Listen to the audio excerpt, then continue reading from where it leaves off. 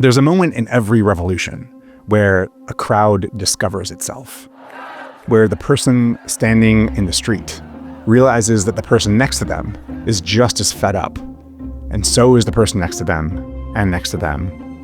It's at this point, a moment of mutual recognition. The dictators and regimes that seem permanent and strong just a day before have only days left to live. East Germans felt it at checkpoints in 1989. Tunisians felt it through a Facebook feed in 2011. That switch from private grievance to public certainty has a name. Steven Pinker calls it common knowledge. There's a fundamental difference between everyone knowing something and everyone knowing that everyone knows it. This is an urgent idea because just in the last 15 years, we've built the most powerful common knowledge machines in human history. Social platforms, recommendation systems, and now large language models that are quietly becoming the default substrate where billions of people check what's true. These systems can manufacture consensus, dissolve it, or simulate it convincingly enough that we can't tell the difference. Will there be enough disasters, not that I'm hoping for them, that people will think twice and say, hey, we've really got to calibrate to reality again? Steven Pinker is one of the world's most famous public intellectuals. He's a cognitive scientist and a linguist at Harvard. His most recent book has inspired me in several different ways to build a design schema for fixing social media that I think could be tremendously helpful. So with that, I'm Tobias Rose-Stockwell. This is Steven Pinker, and this is Into the Machine. Steven Pinker, thanks so much for taking the time to come in today. My pleasure. Your book argues that the difference between everyone privately knowing something and everyone knowing something. Knowing that everyone else knows it. Knowing that everyone else knows is the difference between a stable dictatorship and a revolution. Can you walk us through how that works so that people can feel why this distinction matters? Sure. So here's the basic idea. There's a fundamental difference between everyone knowing something and everyone knowing that everyone knows it, and everyone knowing that, and everyone knowing that, and so on ad infinitum. And that is that common knowledge, which is the state where everyone knows that everyone knows, allows for coordination, which humans do on a massive scale. In everyday life, but also in conventions that make complex social and political and economic life possible. Driving on the right as opposed to driving on the left. There's no reason to choose one side or another, but there's every reason to choose the same side as everyone else. And to do that, you've got to be confident that everyone else knows that that's the side that you're going to drive on. Paper currency. Why do you give up something of value in exchange for a piece of paper? Well, because you know that other people are going to accept it in exchange for something of value. Why would they do that? Well, they know that still other people do it. Everyone knows that it's worth something, and that makes it worth something. Now, when it comes to political power, no regime has the ability to intimidate every last one of its citizens. If one individual is disgruntled or aggrieved, they are highly inhibited from registering their protest because the government can pick them off. Mm-hmm. If 350 million all oppose the government at the same time, then the government is powerless to stop them, whether it's literally storming the palace or bringing the machinery of the state to a halt through work stoppages and strikes. But people aren't going to oppose the government en masse unless they can coordinate, which in turn depends on common knowledge. That is, everyone has to know that everyone else is going to oppose the government, which they won't do unless in turn they know that everyone else is going to oppose the government. And so you can get regime change when and only when there's some way of generating common knowledge. Now that can be a published manifesto, that can be a demonstration in the public square.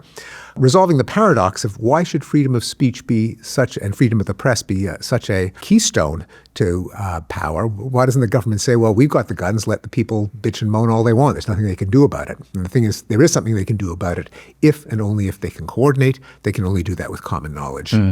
So I'm struck by this more historical reference to dictatorships and how people censor who are in power. There's a new way of confusing the masses now, which is not about restricting information, but about overwhelming people with information. Yeah. Traditionally, you would censor and look for the pamphleteer and kill him. Yeah, right. Or you shut down the presses. You would try to snuff out these little flames of discontent. And dictatorships still do that. Of course they do. But there is a new way of doing that now. Aptly summarized by Steve Bannon as flooding the zone with shit. The ultimate goal being when people have no basis for ascertaining what's true or false because there's just nonsense all around, that makes them receptive to accepting the government's story. You got to accept someone's story. The government is the most powerful, and they're unable to challenge the government based on the government provably lying. This seems only possible when you have a system of information abundance, when you have vast quantities of information that are fragmenting attention everywhere. I think principally it's only really possible with social media. Let me throw out an observation. Please. Especially since we know that ancient kingdoms and empires had official nonsense, sometimes contradictory. This is the basis of a lot of religions, where there are tales of miracles and wonders and magic and spectacles. And another different way of thinking about it is that the vetted objective truth is actually a precious rarity in human history. So an example being science with the demand for empirical verification, falsifiable theories, scholarship more generally with the demand for peer review. You don't publish anything you feel like it, but other people journalism with standards of editing and fact-checking and separation of opinion and reporting, court system with the adversarial process, rules of evidence. So these are all jiggered with specific gadgets and mechanisms to try to neutralize individual biases so that one bias cancels out or nullifies another. Now, and they themselves are not infallible, as we know from various journalistic and scientific blunders, but they're way better than letting people spread whatever cockamamie theory that appeals to them or serves their interests. Yeah, fundamentally different, I would say, than the way that social media distributes information right now. Indeed. It seems to be the actual inverse of the way that operates, which is if it appeals to a bias and it allows for some emotional reaction, then it will be prioritized and amplified. Indeed. I mean, with a possible exception of Wikipedia, I don't know if you want to call that a social network. I think that's in a different category. Yeah, but precisely, it's maybe the exception that proves the rule in the sense that Wikipedia has its own guidelines explicitly engineered to try to keep it as truthful as possible. I mean, it doesn't always work. As we know, there are Wikipedia editing wars. Yeah. But still, it's pretty good. And, it is a knowledge generator, I would say, a common knowledge generator. Well, it is. And, I can point out all its flaws, but, I kind of use it. Of course, we all do, yeah. But then, but as you say, there's certain real classic social media, which not only have not been designed to implement truth-seeking mechanisms, but in some ways, some of them are moving in the opposite direction. I mean, for example, the fact that in X, there's a policy to deprioritize tweets with links. And Elon Musk explicitly said, I want people just to share their reactions, their gut feelings, their intuitions, which we know is a generator of error. And so this is almost perversely counter-designed, this latest move. Although other things like community notes perhaps nudging it in a better direction. For listeners who don't know, this is a mechanism inside of Twitter /X, replacing traditional fact checks across all social media, not just in X and Twitter. So it's been rolled out at Meta, on TikTok, across the board as a primary fact-checking mechanism, which I think actually shows tremendous promise if they can do it correctly. But I think it's missing some really important key elements, namely the element of demotion. If it doesn't have teeth, right? So if you are noted, that doesn't actually necessarily reduce your reach over time. You can keep, spouting falsehoods. You can keep getting paid for those falsehoods. But if you were demoted, if there was some kind of strike factor, if you had like 3 strikes and then you're publicly that's a brilliant idea. You're publicly demoted in your reach, then that would actually fundamentally change the dynamic of the system. Interesting. A journalist once told me that to have a correction appended to your article in journalism is considered a mark of shame. Yep. It's there forever, and it's considered just a black mark on your reputation. Yeah, That's another mechanism. They're informal. In my book, Outrage Machine, I made this case that there's this handoff that's happened historically between different industries, between the old way of doing, the analog way of doing things to the internet way of doing things.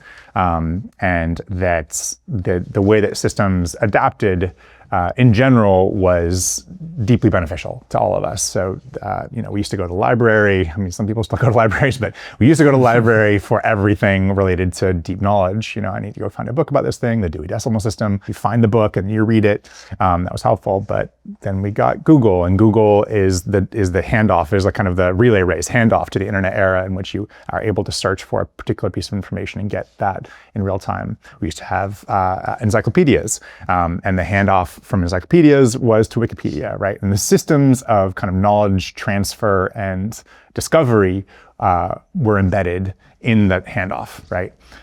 The handoff between what was journalism and social media, I think that's the analog, was missing the specific verification mechanisms that were hard won in journalism, that came after many dozens of years, maybe 100 years of real confusion and difficulty back during the yellow journalism times, the penny presses, all of that stuff. So social media is missing that core architecture of verification that came with the handoff from traditional journalism, because everyone is now a journalist on social media, but they don't have the ethical understanding of what that responsibility entails. Indeed. We adventitiously benefited from a kind of technological scarcity while it lasted, that if it's expensive to distribute a wad of paper to every house in a city, the spectrum of electromagnetic bandwidth for transmission of TV and radio signals was limited, and so Also the government get to expensive. Yeah. And as you kind of hinted at, until 100 or so years ago, there weren't the standards that we enjoyed in the interim in journalism. Most news was fake news. There were stories of babies born talking, speaking Latin, of Martian civilizations, of two-headed monsters, of Bigfoot in the forest, of fake scandals involving politicians. Likewise, major book publishers, there was only a certain number of them. And so if a book was published by Simon & Schuster or Farrar Straus, there was like some assurance that it wasn't total nonsense. So the question I have is, how did that assurance come to be? Because Yeah. they didn't emerge whole cloth as trusted institutions. There was actually a period in which there were many adversarial, small-scale presses, essentially, right, that were fighting for attention, right? Some of them were willing to say the salacious thing, print the gossip, print the lies. The National Enquirer. National Enquirer, great example. Weekly World News, all of the supermarket tabloids. Profitable for a very long time. And still are, yeah. Still are, right? Maybe less so now because of social media. You can get it for free. Just open it up, put it on your feed.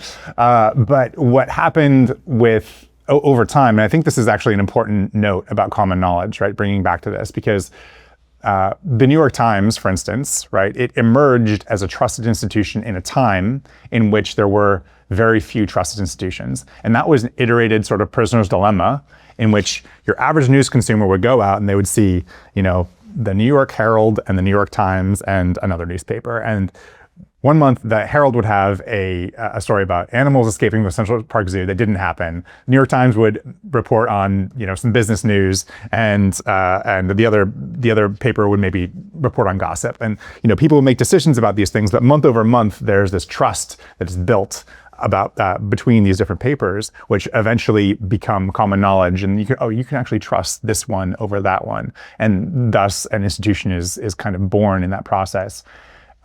Those dynamics don't play out on social media now because we don't have persistent reputation in a way. I think the network is too large, right? It's almost like we're exposed to too many data points for us to manage and track people's reputations over time. And there's not the same kind of monopolizing effects that come with increasing attention and focus on a single source. So what are your thoughts on that? Yeah, so the key question is, now, can we replicate whatever process led to implementing standards for novel communications media, such as radio, television, newspapers, affordable books? That is were they driven by market forces? It certainly wasn't the government forcing it to them. By and large, I mean, the government did award bandwidth franchises based on some kind of Only reputation. after a point, though. The government didn't own the bandwidth until the FCC in the 1930s. Up until that point, it was just the airwaves, but then they're like, no, actually, we own this. Right. So can there be equivalent now? It's not clear. Yeah. But the other question is, since it wasn't completely top-down government regulation. Definitely not. Yeah, absolutely. Yeah. So there were some kind of market forces. Yeah. Now they may have been abetted by the sheer scarcity. Right. If there are only a small number of them, then to maximize their audience share, they couldn't have been too partisan, because then they'd be writing off a big chunk of their potential viewership or listenership. And so there may have been a kind of adventitious marrying of the small number of channels with standards of quality, such as there were, which obviously we can't replicate that. Yeah. But another question, again, I don't know the answer, and I don't know if there's scholars who've studied this, but there are market forces for salacious gossip and hero myths and all kinds of tall tales and conspiracy theories. They're entertaining. They might make you feel good about your tribe and demonize the other tribe, and that can feel great. There's also at least some appetite for truth, because you don't want to blunder into catastrophes by defying reality. As I think it was Philip K. Dick said, the reality is what doesn't go away when you stop believing in it. And so for people who don't want to get sick, don't want to blunder into wars, at least there's some little voice saying the truth has some value. Can that have a voice? Can that predominate? Now, I'm a cognitive psychologist, so I'm interested in how and when humans are rational. Yeah. And humans clearly, despite our reputation as being irrational, obviously most of the day, most of us are rational. We have to be, because reality doesn't go away when you stop believing in it. Just to keep food in the fridge and gas in the car and the kids, clothed and fed and off to school on time, you got to obey the laws of cause and effect. But when it comes to big cosmic issues that don't affect your day-to-day life, what is the cause of fortune and misfortune? Where did our species come from? Who really controls large-scale institutions like the government, the world economy? Most people, it doesn't affect their day-to-day life. It's in a layer of abstraction that is very separate from them. It's in the realm of myth, of story, of legend. For most of human history, before these institutions that we were just talking about came into existence, there really was no way to find out. And kind of flooding the zone with bullshit in the worst case, but hero myths and self-serving origin stories was kind of the default. And I think the attitude that we have outside the realm of our concrete existence is, no one knows, you can't find out. Whether there's an objective reality is kind of a philosophical issue, because no one can find out. Right. So you may as well believe in the most uplifting story, the hero myth that makes you feel good, that you think is edifying for the children. It's only since maybe the Enlightenment, the scientific revolution, perhaps even more recently, that we really can say, what are the objectively correct causes of recessions and depressions, or disease and death, or war and peace? And even then, of course, the scholars argue with each other. But still, it's better than myth and conspiracy theories. So the question is, how do we recruit the part in all of us that does care about objectivity, rationality, which we absolutely respect in our day-to-day lives? How can we extend that to current events, history, biology, epidemiology, and so on? So how do we do it? I guess it is something that we ought to understand better. It's a big, hairy, distributed issue, because it isn't, it's not like one billiard ball hits another. It's hundreds of millions of human minds exchanging information, and big effects, waves that sweep over this massive collectivity with some degree of chaos and caprice and network dynamics that are very hard to mathematize. But I think it ought to be a priority of scholarship for how these mechanisms of objective truth-seeking do become consolidated. Which ones even work, let alone which ones are adopted. Right. No, I agree with that completely. And this seems to be the fundamental question of our time about whether or not we're actually going to make it through this current moment of confusion, because it seems that the systems that are so good at extracting attention will keep running without caring about truth. Now, of course, we haven't yet broached the topic that all conversations nowadays veer toward, which is artificial intelligence. It's bound to happen sooner or later. Yeah, let's go into AI. We're increasingly finding ourselves embedded within algorithmic systems that give us confirmation of our existing beliefs and biases. That would be social media. There's a new tool set that has just been brought to scale in the last few years. Large language models, which are now everywhere and are quite unavoidable. The stock market is twitching up and down based on the release of tiny packages of updates to these models now. And there's a general expectation in the next few years that a large portion of the world economy will be run largely by autonomous systems. Speaking of large language models, you've spoken about them as being unable to really parse language. I'd love to know where you stand right now. Have you updated your beliefs? Yeah, no, I would not have said that as of ChatGPT 3.5. So 3.5 was the moment that it opened it up. That really was a turning point. Prior to that, they were, as sometimes called today, stochastic parrots. That is, or Chinese room. Yeah. But I don't think one could say that of the current generation. They actually parse language pretty well, and I've actually probed them with some classic tests from the linguistics literature, including subtle intuitions of what's grammatical and what's not, and they're pretty good. No one knows exactly why. But what they don't have is a factual understanding, a model of the world. They don't have propositions of what's true or what's false, which is why they hallucinate. You ask for sources, and 3 of them exist and 2 of them don't exist. They're blends, hodgepodges. They don't actually refer to some model of a world with people who do things at particular times and objects that are at particular places. And so the infamous hallucinations are the inevitable product of that. So there's that problem. The hallucinations are plausible, but they may not have happened.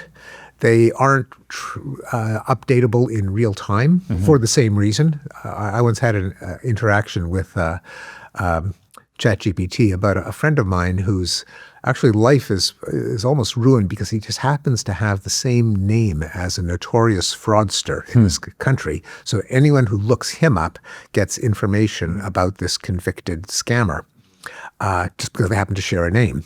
So I asked ChatGPT about him, and sure enough, all of this highly libelous information came out. And I said, there are 2 people with the same name. And it came back to me and said, oh, yes, you're right. There are 2 people with the same name. And I said, isn't this going to, would you agree that it's highly harmful to this individual that you, ChatGPT, are confusing them and tarnishing his reputation with all of these horrible events that had nothing to do with them? He said, yes, this is a terrible thing. It's going to harm his reputation. And I said, well, why don't you stop? And I said, I'm sorry, I can't do that, Dave, because I can't update my training. my training in real time. The next wave of training, perhaps if it's in the training. But so that's combined with its utter genius at coming up with limericks, searching the web conceptually rather than textually. This is astounding stupidity. So the question is, with that combination of just soaking up everything on the web, including all the nonsense on the web, are they weighted to take more seriously, say, the New York Times and the Encyclopedia Britannica and all the published books that they've illegally scarfed up from bootleg copies, compared to random Reddit posts and other trash? My impression is there are hallucinations which are basically blends of things that really did happen, but never in that particular combination. But is there the equivalent of the nonsense, the zone flooded with shit, the conspiracy theories, the fake news that we get from social media? At least in my experience, I haven't seen that. That is, if you ask for, did the Israelis blow up the World Trade Center on 9/11? Right. Did the Pope endorse Donald Trump for president? Right. The answers are much more trustworthy than a random post. Yeah. Which is heartening, I think, in consideration of the direction of these things eclipsing Google and our other forms of locations for finding knowledge. They're trending towards some truth. Elon recently launched this project called Grokipedia, Yes. which is basically a duplicate of Wikipedia with no editors. But it's just like a duplicate static site that has key specific articles in it that have been edited essentially to adhere to the worldview of Elon. So Grokipedia is trained on Wikipedia? It's a dupe of Wikipedia, except for those specific articles that he found issue with. That he is like Elon Musk. Yeah, no, truly, like Elon Musk, like the election, like all these different items. So now Grok is drawing from that as his kind of corpus of truth, and that's so you will find Grok to be, as Elon says, based and more willing to engage in conspiracy theories as a result of that. So here's an open question: whether that knowledge which you just shared and the reputation of Wikipedia and Grokipedia will serve as market forces that will result in Wikipedia still being trusted more than Grokipedia. Look, one of the primary issues we're facing right now is that all of the traditional sources of knowledge generation are under assault. And they are under direct assault because this other system pointing us closer to emotional impulsivity. Mm-hmm. So Wikipedia, mainstream journalistic institutions across the board, government agencies whose responsibility was historically to hew closely to the truth, investigative agencies, the judicial branch, all of these institutions are now under attack by this more kind of impulsive emotive system. And I think they will continue to be. The question I have around this is, will this resolve back without some major structural awareness, or are we going to be continually fragmented into a kind of a new set of moral norms and emergent shibboleths that will cause us to kind of adhere to the conspiracy myths? January 6th was actually a day of triumph, and you must believe that in order to kind of live and operate in the United States. Those kinds of questions. We don't know the answer. One unknown is whether a lot of what you have been describing, especially the assault on the independence of government agencies, is the result of the Donald Trump administration. Mm-hmm. You've got to just say that. And so is this a big tectonic trend that Donald Trump has been riding, or is it a case of a happenstance, a contingent event that is a freak of history? Maybe if Kamala Harris was a little less woke, we'd have a Democratic president who probably would not be corrupting government agencies and the judiciary in the way that we've seen Trump do. Given that there is an appetite for partisanship, for nonsense, for self-serving biases, but there's also an appetite for truth, because if you ignore the truth, you will blunder into disaster. Will there be enough disasters, not that I'm hoping for them, that people will think twice and say, hey, we've really got to calibrate to reality again? Yeah, that's a great question. My friend Tristan Harris talks about this all the time in the context of AI, that the way we legislate is usually by train wreck. Yes. Yeah. That the post-war international order, for example, is called post-war for a reason. Namely, after World War II, the world kind of said, well, let's not do that again. Right. Right. And as memories of World War II fade, and of course the Great Depression, are we in danger, especially if people learning about history are learning the wrong things, or at least not learning some of the right things. Okay, so this actually brings me to a pretty important question here, because you've been one of the most vocal and successful proponents of this theory of the improving human condition, The Better Angels of Our Nature, which is a fantastic book. And you're famous for empirically showing that in the last 50, 100, 200, 500, 1,000 years, that life has gotten better. I know that a lot of people have said, as kind of a rebuttal to that particular thesis, no, but look how bad things are in this specific area. But I want to try a different kind of angle here, which is not that we're not looking at the bad things, but that we're losing consensus as to what bad things are, right? That we're losing our capacity to parse what is progress at all. Well, it depends. If the progress is people living longer, that's not so controversial, of being safe in the streets as opposed to having to worry about muggers and rapists. If it's about peace as opposed to war, there is a potential zone of conflict, namely whether you think that martial glory, national greatness outweighs humans living their lives and bringing up their kids.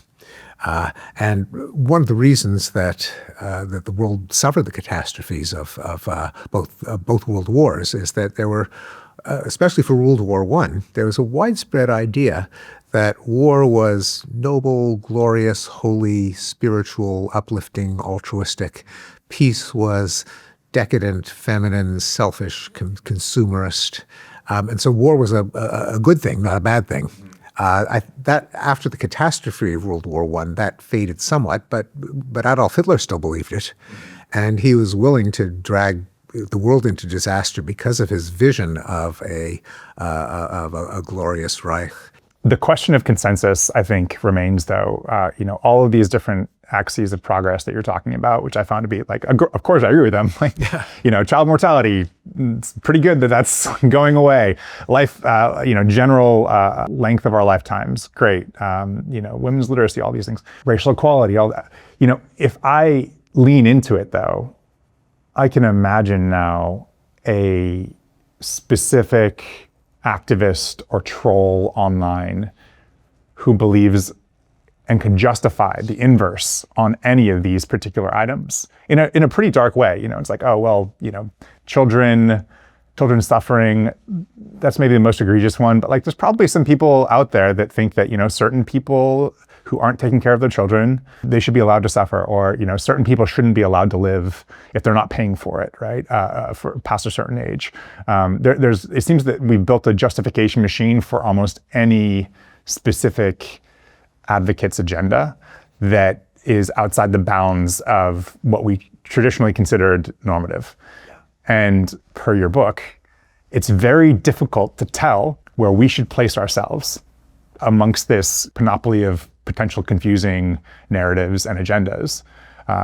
And so what can we do about that in this moment? Is it possible to find our way back to a form of recognized consensus on these moral truths about what we need to do as a species?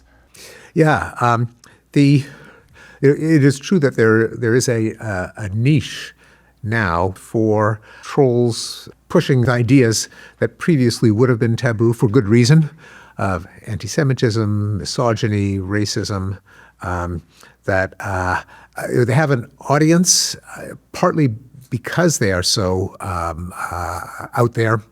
People do tend to overestimate how popular outrageous beliefs tend to be. People tend to think that more people deny climate change than actually deny climate change. More people are racist than actually are racist. And so our impressions of how influential these transgressive ideas are can be distorted both by the amplification algorithms in social media, where being outrageous gets you clicks, and the human bias of availability, namely the what's memorable, what's salient, tends to inflate our estimate of the probability compared to the ground truth. Right. People think that there are more immigrants than there really are. People think there are more Jews and African Americans Yeah. than there are. People think that the foreign aid budget is higher than it is. Things that make their way into the headlines get inflated in our estimates of their actual prevalence. And it's important that these can be corrected if you give people a good trusted source of common knowledge in these spaces, right? If you show that people don't believe that, yes, that then people can recalibrate. they can recalibrate around that, and right, it can snap them back into a sense of mutual trust around where their kind of initial beliefs lie. Simply, I mean, this is a case where even though there's a cliche that people don't care about facts and you can't persuade them and they'll just stick with their beliefs, that's probably unduly pessimistic, that there are circumstances in which people really do change their minds and in the direction of objective reality. And the one that you just mentioned, which we have corresponded about, namely, if you correct people's misperception of how prevalent some outrageous idea is, then they tend to become less cynical, less fatalistic. They tend to accept the correction. I'm going to double tap on AI here for a second. Do you believe that AIs could be conscious? I think we'll never know in terms of certainty. Although, as we quickly can argue in a philosophy seminar, I don't really know that you're conscious. I mean, maybe you're a zombie and you're going through the motions and saying appropriate things because you're wired up that way. But how do I know that there's someone home who's really... Sure. Now, of course, I actually think you are conscious. This is called the philosophical problem. You're welcome. The problem of philosophical zombies. That is, a zombie not being a kind of a lumbering, glazed-eyed a monster, but rather the hypothetical, intelligent being that has no subjective experience. But it relates to other conundrums in they're really almost philosophical, like whether when I'm seeing red, how do I know that what you're seeing is the same red that I'm seeing? And so I suspect that if there were a lifelike robot, that is, where it had facial expressions, it had modulated its tone of voice in situationally appropriate ways, we probably would attribute consciousness to it. It might be that we are in the same circumstance. I don't. This will be interesting. We don't know until it happens. As the gut feeling, I really think it is conscious, even though I can't prove it. I guess the other question is, does it matter, right, if we can prove it or not? Because if people assume that the chatbot is a conscious entity and they treat it as such, in terms of society-wide relationships, does it actually matter? It actually does matter, because what about when it comes time to upgrade it, like you upgrade your iPhone, where you you recycle the old one, you buy a new one. If your household robot, with whom you've had a relationship, is now due for a replacement, do you just send it for recycling, even though it, being programmed to act like we do, will say, "Oh no, I want to live. Don't do that, please. I'm begging you. Don't kill me." That really does matter in terms of how you're going to treat it.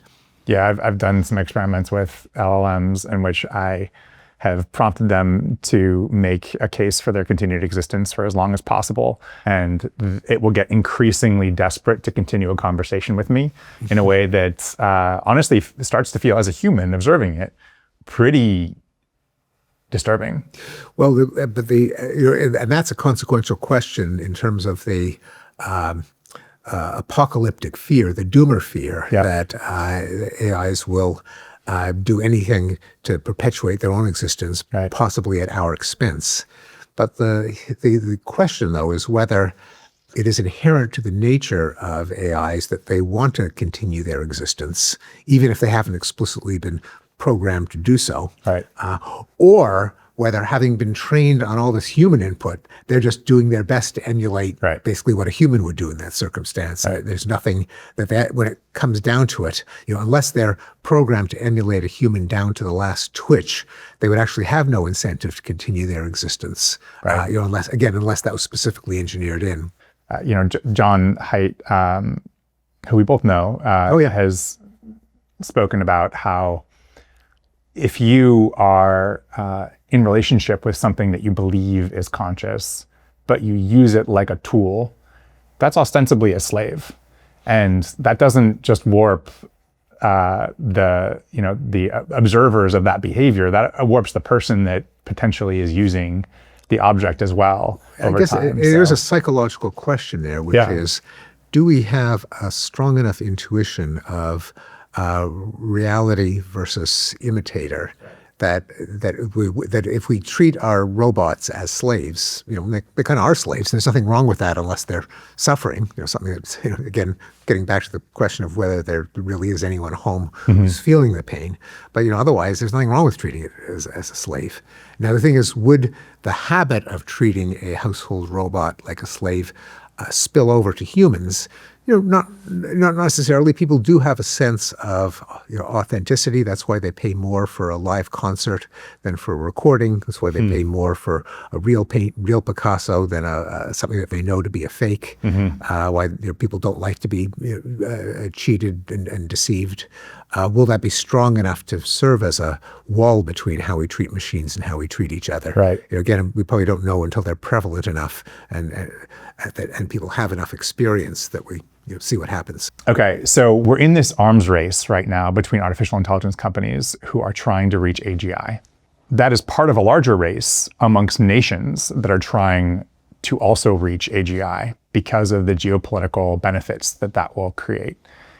It seems that we are racing forward without any capacity to slow down collectively, even though there are tremendous concerns about what this technology could do to us. What does common knowledge suggest about how we might escape this trap?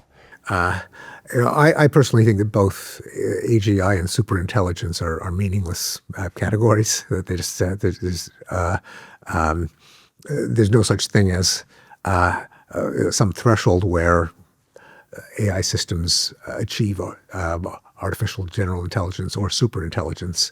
They already are smarter than humans in umpteen ways, but our machines have been smarter than us for a long time, since the 1950s. That's why people bought IBM mainframe computers, because they were better than us at doing mathematical calculations and database But this retrieval. does feel like a category shift, right? This is a new phase of integration and overwhelm, right? Human skill that we thought of as being sacred is now being overtaken by these tools and automated. So that does feel like a different. Many are. I mean, that hasn't it hasn't happened yet.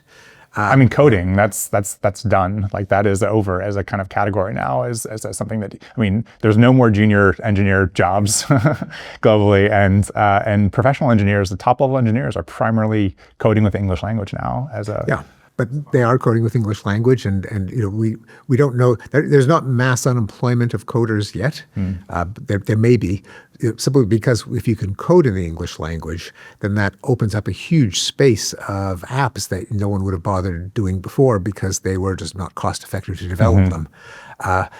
Past industrial or technological revolutions always predicted to result in mass unemployment, at least in the past, never have. Simply because, going back to the Luddites, going back to my memory as a child of the 1960s, when it was just called, the word was automation. It didn't happen because, as long as there are economic trade-offs, things where humans still do it more because of a comparative advantage over AIs, or because it's ultimately us that decides what we want these technologies to do. When it's easier to do them, we'll figure out new things to do.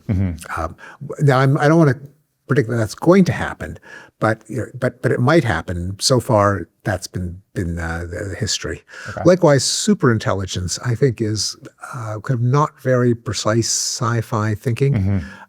People use it as another term for omniscience and infallibility. What about rogue intelligence? Because that's something else that is maybe separate here.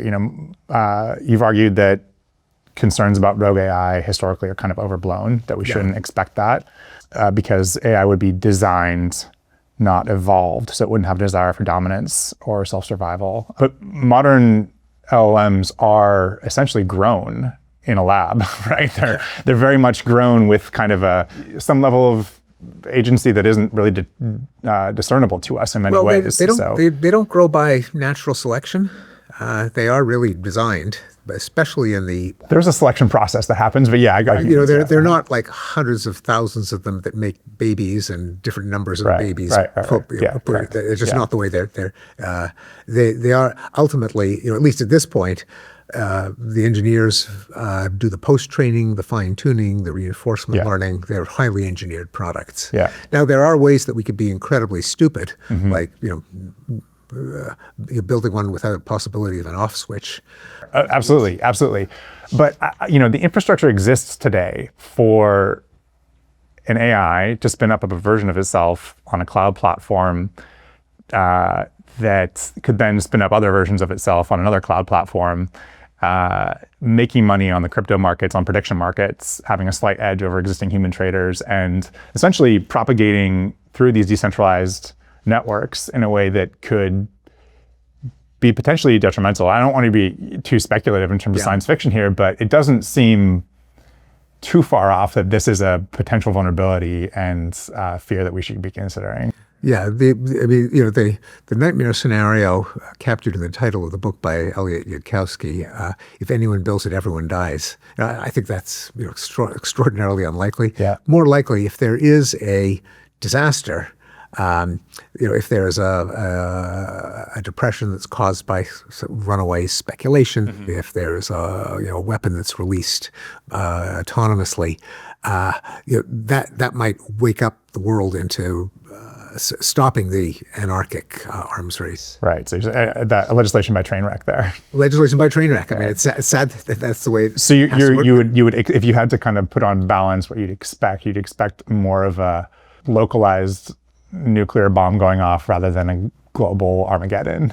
Well, it's just much more likely because there's so many more. An awful lot of things have to happen for there to be global Armageddon, whereas a local disaster, there are just so many ways for that to happen. Should we hope for that?